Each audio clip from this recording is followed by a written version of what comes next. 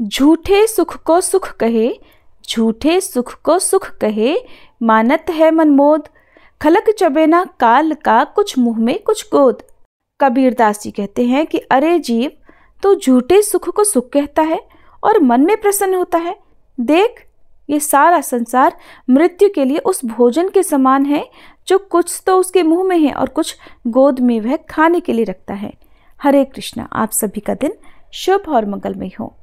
आज दिनांक है 12 दिसंबर गुरुवार और आज मार्गशीर्ष मास के शुक्ल पक्ष की द्वादशी तिथि रात 10:26 पर समाप्त होगी। एकादशी व्रत का पारण दशमी तिथि को कैसे किया जाता है, ये जानने के लिए हमारे चैनल पर पहले से अपलोडेड वीडियो को आप जरूर देखिएगा। आज सुनिए मार्गशीर्ष मास महात्म्य का 27वां अध्याय। भगवान नारायण कहते हैं, हे नारद, एक दिन राधिका नाथ श्री कृष्ण बलराम और ग्वाल बालों के साथ उस ताल वन में गए जो पके हुए फलों से भरा हुआ था। उन ताल वनों की रक्षा गर्दभ रूपधारी एक दैत्य किया करता था जिसका नाम धेनुक था। उसमें करोड़ों सिंहों के समान बल था। वह देवताओं के दर्प का दलन करने वाला था। उसका शरीर पर्वत के समान और दोनों नेत्र कुएं के समान थे। उसके दांत हरिस की पात के समान और मुंह पर्वत की कंदरा के समान था। उसकी चंचल और भयानक जीभ 100 हाथ लंबी थी। नाभि तालाब की तरह दिखाई पड़ती थी। उसका शब्द बड़ा भयंकर होता था। तालवन को सामने देखकर उन श्रेष्ठ ग्वाल बालों को बड़ा आनंद हुआ। उनके मुख पर मुस्कुराहट छा गई और वे बड़े कौतूहलवश श्री कृष्ण से बोले कि हे कृष्ण, हे करुणा सिंधु, आप तो संपूर्ण जगत के पालक हैं, महाबली बलराम जी के भाई हैं और समस्त बलवानों में श्रेष्ठ भी हैं। प्रभु, आधे क्षण के लिए जरा हमारे निवेदन पर ध्यान तो दीजिए। हम आपके भक्त बालकों को बड़ी जोर से भूख लगी है। इधर सामने ही स्वादिष्ट फल और सुंदर ताल फल हैं, जरा उनकी ओर देखिए तो सही। हम इन फलों को तोड़ने के लिए वृक्षों को हिलाना और तरह तरह के रंगीन फूलों और दुर्लभ पके हुए फलों को गिराना चाहते हैं।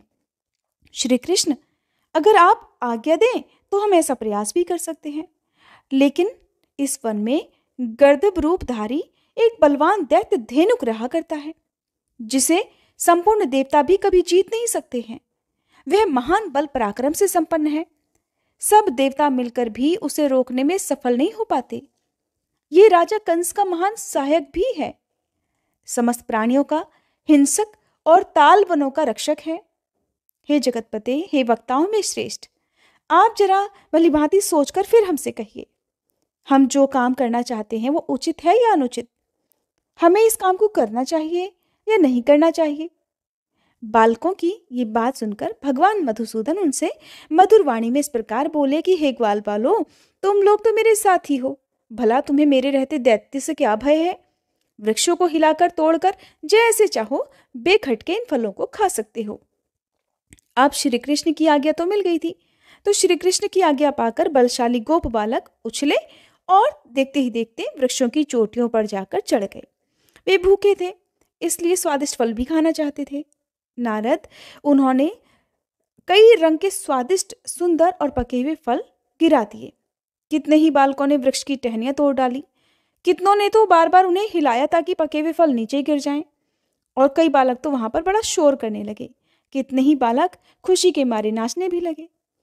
वृक्षों से उतरकर वे बलशाली बालक जब फल लेकर वहां से जाने लगे, तब उन्होंने उस गर्दभ रूपधारी महाबली महाकाय घोर दैत्य शिरोमणि धेनुक को बड़ी तेजी से अपनी ओर आते हुए देख लिया। वह भयंकर शब्द कर रहा था। अब उसे देखकर वो नन्हे नन्हे ग्वाल बाल सब डर के मारे रोने लगे। उन्होंने भय के कारण जो फल अपने हाथ में पकड़े हुए थे सब वहीं पर फेंक दिए और बार बार जोर जोर से कृष्णा कृष्णा का कीर्तन उन्होंने आरंभ कर दिया। वे सब जोर जोर से कहने लगे, हे करुणा निधान कृष्ण, आओ हमारी रक्षा करो।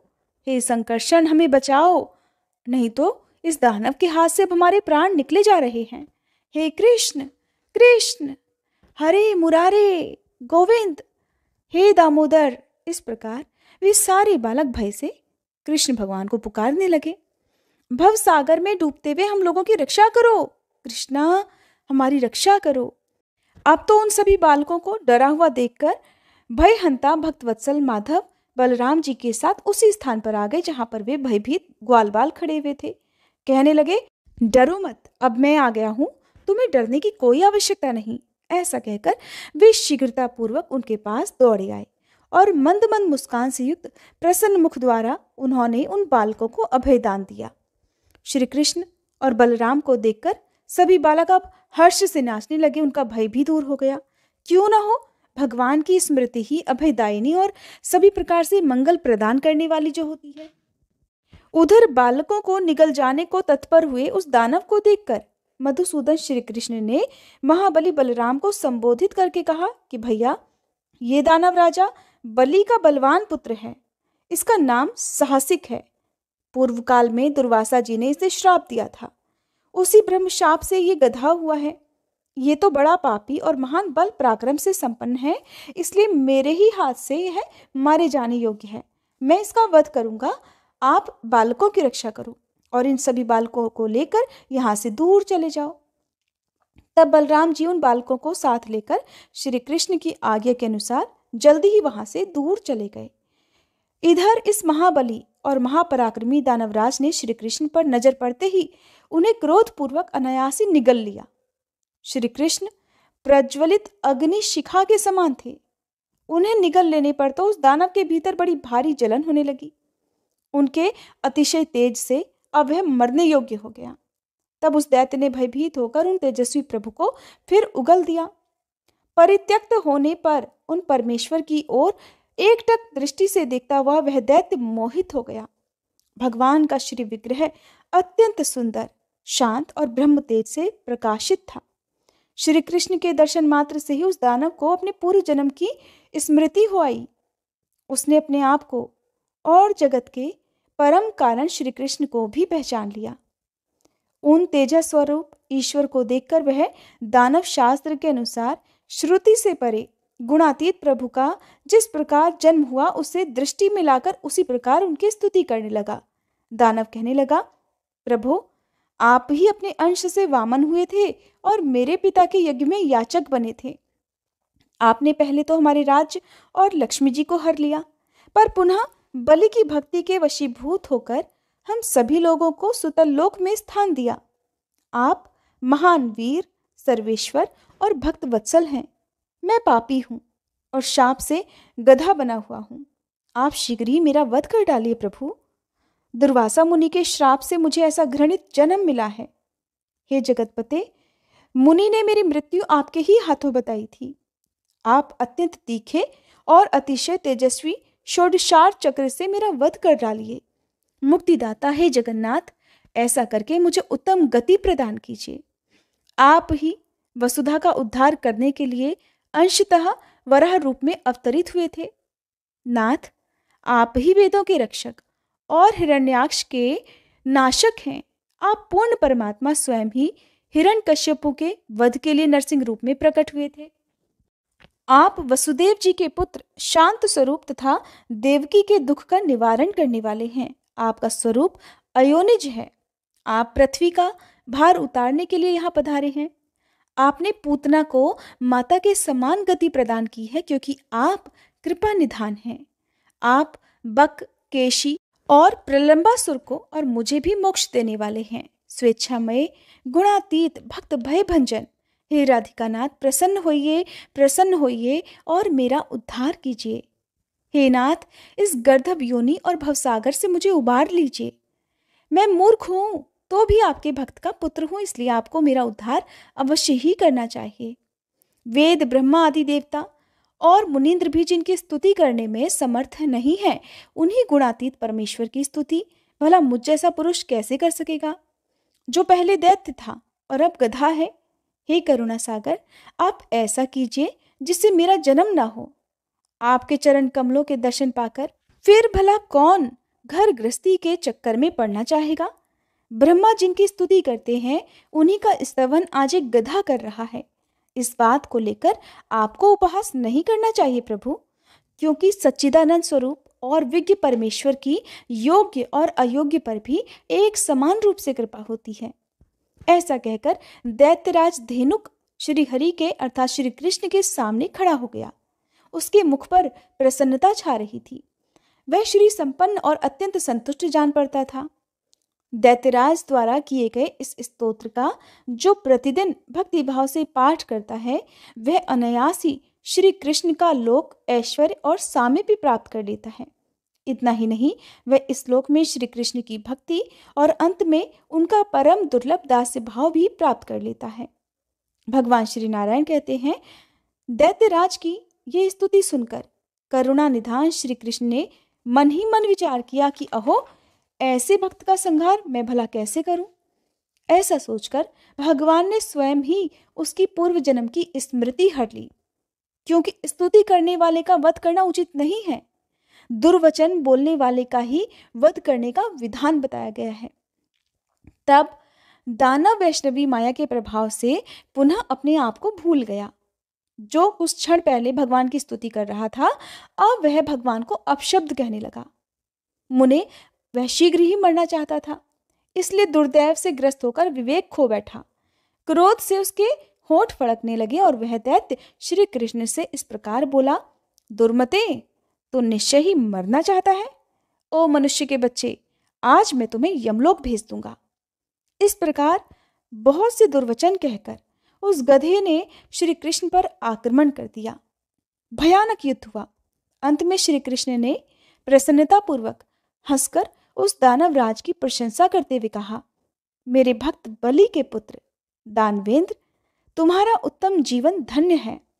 वत्स, तुम्हारा कल्याण हो। अब तुम मोक्ष प्राप्त करो। मेरा दर्शन कल्याण का बीज और मोक्ष का परम कारण है। तुम सबसे अधिक और सबसे उत्कृष्ट मनोहर स्थान प्राप्त करो। ऐसा कहकर श्री कृष्ण ने अपने उत्तम चक्र का स्मरण किया, जो अपनी दीप्ति से करोड़ों सूर्यों के समान प्रकाशित होता है। स्मरण करते ही वह आ गया और फिर श्री कृष्ण ने उस सुदर्शन चक्र को अपने हाथ में ले लिया। उसमें 16 अरे थे। उस उत्तम अस्त्र को घुमाकर श्री कृष्ण ने उसकी ओर फेंका और जिसे ब्रह्मा, विष्णु और शिव भी नहीं मार सके थे, उसे लीला से ही काट डाला। उस महात्मा दानव का मस्तक अब पृथ्वी पर गिरा हुआ था। उसके शरीर से सैकड़ों सूर्यों के समान कांतिमान तेजपुंज उठा, जो श्री कृष्ण की ओर देखकर उन्हीं के चरण कमलों में लीन हो गया। अहो, उस दानवराज ने परम मोक्ष प्राप्त कर लिया था। उस समय आकाश में खड़े हुए समस्त देवता और मुनि अत्यंत हर्ष से उत्फुल्ल होकर वहां पारिजात के पुष्पों की वर्षा करने लगे। स्वर्ग में दुंदुभियां बजने लगी, अप्सराएं नाचने लगी, गंधर्व समूह गीत गाने लगे और मुनिगण सानंद स्तुति करने लगे। स्तुति करके हर्ष से विह्वल हुए समस्त देवता और मुनि चले गए। धेनुकासुर मारा गया, ये देखकर समस्त ग्वाल बाल जो कुछ क्षण पहले भयभीत होकर वहां खड़े हुए थे और श्री कृष्ण को पुकार रहे थे, अब बड़े प्रसन्न होकर वहां पर आ गए। बलवानों में श्रेष्ठ बलराम जी ने पुरुषोत्तम का स्तवन किया। फिर बाकी ग्वाल बालों ने भी उनका गुणगान किया। अब वे खुशी के मारे नाचने लगे। श्री कृष्ण और बलराम को कुछ पके हुए फल देकर शेष सभी फलों को उन बालकों ने बड़े प्रसन्न होकर खूब छक कर खाया। खा पीकर बलराम और बालकों के साथ श्री कृष्ण शीघ्र ही अपने घर को चले गए। नारद जी ने पूछा, हे भगवान, किस पाप के कारण बलिपुत्र साहसी को गधे की योनि प्राप्त हुई थी? दुर्वासा जी ने किस अपराध से दानवराज को श्राप दिया? नाथ, फिर किस पुण्य से दानवेश्वर ने सहसा महाबली श्री हरि का धाम और उनके साथ एकत्व अर्थात सायुज्य मोक्ष प्राप्त कर लिया? संदेह भंजन करने वाले हे महर्षि, इन सब बातों को आप विस्तार पूर्वक बताइए। अहो, कवि के मुख में काव्य पद पद पर नया नया प्रतीत होता है। देवर्षि नारद के ऐसा कहने पर भगवान नारायण कहने लगे, वत्स नारद, सुनो, मैं इस विषय में प्राचीन इतिहास कहूंगा। मैंने इसे अपने पिता धर्म के मुख से गंधमादन पर्वत पर सुना था। यह विचित्र और अत्यंत मनोहर वृतांत पाद्य कल्प का है और श्री नारायण देव की कथा से युक्त होने के कारण कानों के लिए उत्तम अमृत है। जिस कल्प की ये कथा है उसमें तुम भी उपबर्हण नामक गंधर्व के रूप में विराजमान थे। तुम्हारी आयु एक कल्प की थी। तुम शोभायमान, सुंदर और सुस्थिर यौवन से संपन्न थे। 50 कामिनियों के पति होकर सदा श्रृंगार में ही तत्पर रहा करते थे। ब्रह्मा जी के वरदान से तुम्हें सुमधुर कंठ प्राप्त हुआ था और तुम संपूर्ण गायकों के राजा समझे जाते थे। उन्हीं दिनों दैववश ब्रह्मा जी का श्राप प्राप्त होने से तुम दासी पुत्र हुए और वैष्णवों के अवशिष्ट भोजन जनित पुण्य से इस समय साक्षात ब्रह्मा जी के पुत्र हो। अब तो तुम असंख्य कल्पों तक जीवित रहने वाले महान वैष्णव शिरोमणि भी हो। ज्ञानमयी दृष्टि से सब कुछ देखते और जानते हो और महादेव जी के प्रिय शिष्य भी हो। मुने, उस पाद्य कल्प का वृतांत मुझसे सुनो। दैत्य के इस सुधा तुल्य मधुर वृतांत को मैं तुम्हें सुना रहा हूं। एक दिन की बात है, राजा बलि का बलवान पुत्र साहसिक अपने तेज से देवताओं को परास्त करके गंधमादन की ओर चल दिया। वह रत्न में सिंहासन पर विराजमान था और उसके साथ बहुत बड़ी सेना थी। उसी समय स्वर्ग की परम सुंदरी अप्सरा तिलोत्तमा उस मार्ग से आ निकली। उसने साहसिक को देखा और साहसिक ने उसे देखा। पुंसचली स्त्रियों का आचरण दोषपूर्ण होता ही है। वही दोनों एक दूसरे के प्रति आकर्षित हो गए। चंद्रमा के समीप जाती हुई तिलोत्तमा वहां बीच में ही ठहर गई। उल्टा स्त्रियां कैसी दुष्ट हृदय होती हैं और वे कैसे किसी भी पाप का विचार न करके सदा पापरत हो रहा करती हैं, ये सब बतलाकर भी तिलोत्तमा ने अपने बाह्य रूप सौंदर्य से साहसिक को मोहित कर लिया। फिर वे दोनों गंधमादन पर्वत के एकांत रमणीय स्थान में जाकर इच्छानुसार विहार करने लगे। वहीं मुनिवर दुर्वासा योगासन से विराजमान होकर श्री कृष्ण के चरण कमलों का चिंतन कर रहे थे। तिलोत्तमा और साहसिक उस समय कामवश चेतना शून्य थे। उन्होंने अत्यंत निकट ध्यान लगाए हुए बैठे मुनि को नहीं देखा। उनके उच्च श्रृंखल अभिसार से अर्थात उच्च श्रृंखल व्यवहार से मुनि का ध्यान सहसा भंग हो गया। उन्होंने उन दोनों की कुत्सित चेष्टाएं देखकर बड़े क्रोध में भरकर उनसे कहा, अरे ओ गधे के समान आकार वाले निर्लज्ज नराधम, उठ। भक्त शिरोमणि बलि का पुत्र होकर भी तू इस तरह पशुओं की तरह आचरण कर रहा है। देवता, मनुष्य, दैत्य, गंधर्व और राक्षस, ये सभी सदा अपनी जाति में लज्जा का अनुभव करते हैं। पशुओं के सिवा सभी मैथुन कर्म में लज्जा करते हैं और खासकर गधे की जाति तो ज्ञान और लज्जा से हीन होती है। इसलिए दानव श्रेष्ठ, अब तू गधे की योनि में जा। तिलोत्तमे, तू भी उठ। पुंसचली स्त्री तो निर्लज होती ही है। इस दैत्य के प्रति तेरी ऐसी आसक्ति है तो अब तू दानव योनि में ही जन्म ग्रहण कर।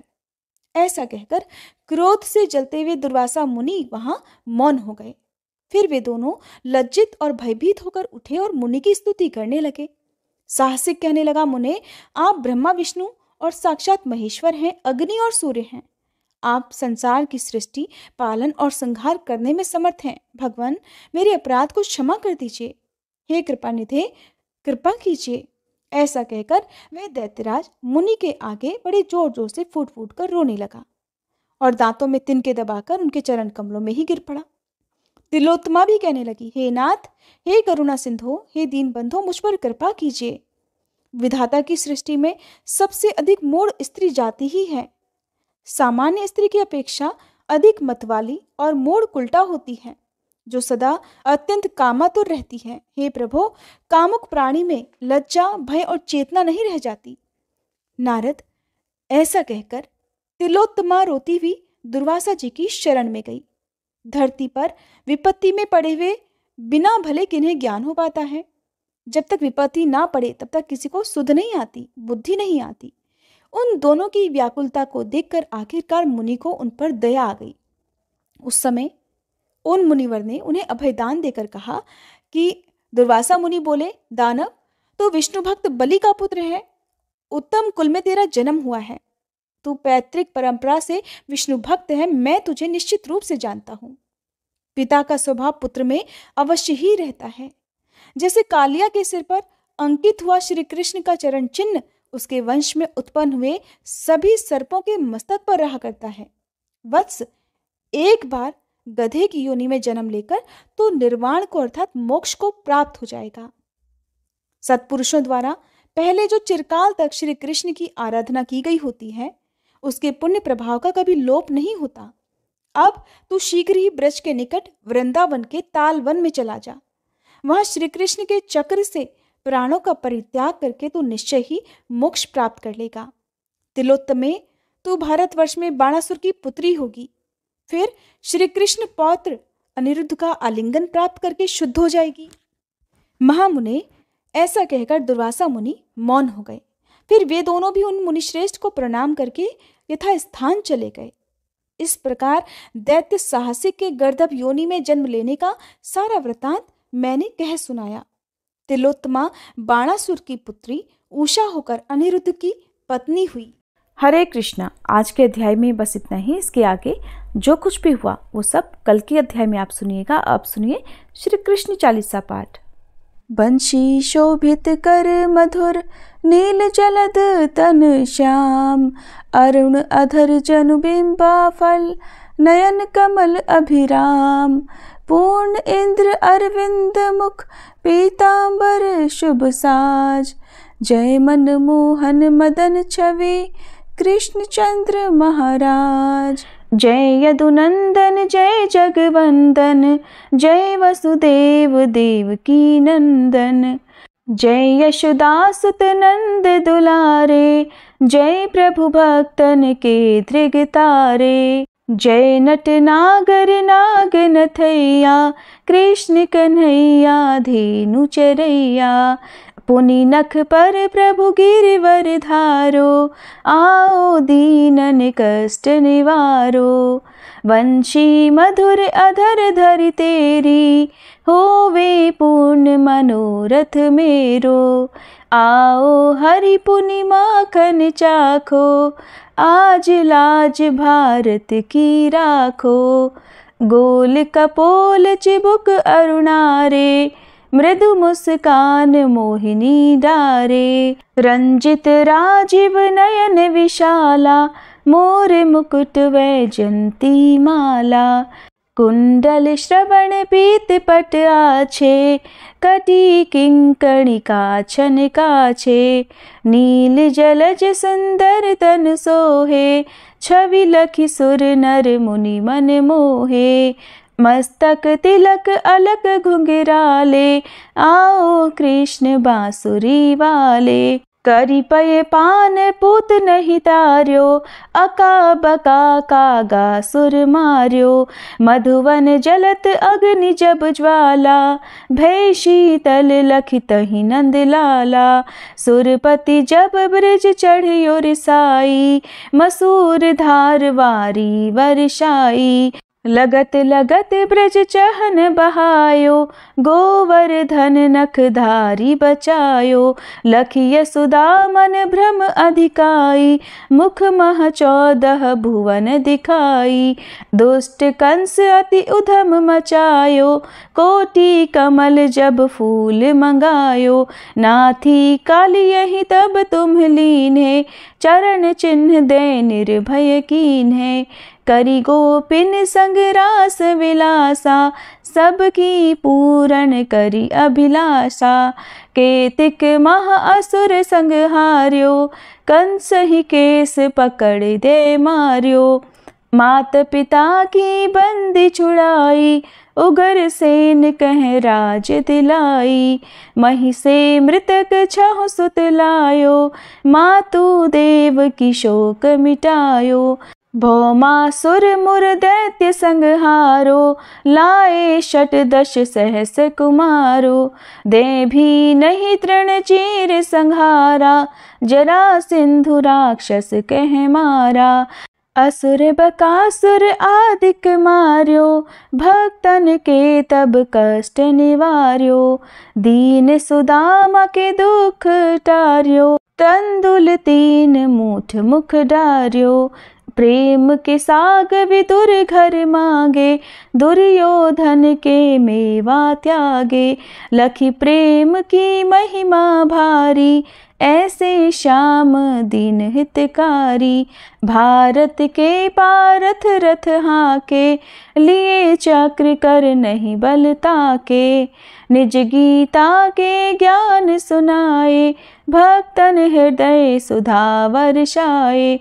मीरा थी ऐसी मत वाली, विष पी गई बजा कर ताली।